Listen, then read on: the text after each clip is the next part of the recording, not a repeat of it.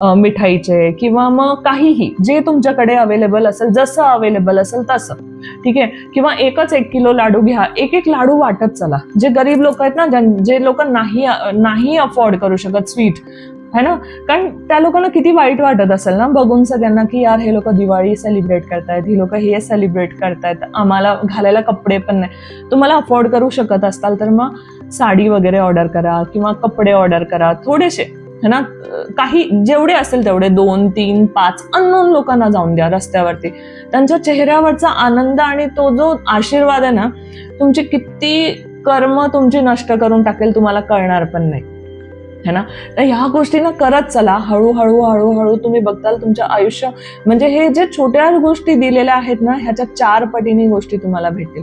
Trust me, this is fact. Okay, मी प्रत्येक दिवाळीत करत असते, म्हणजे सांगण्यासाठी सांगत नाहीये मी, पण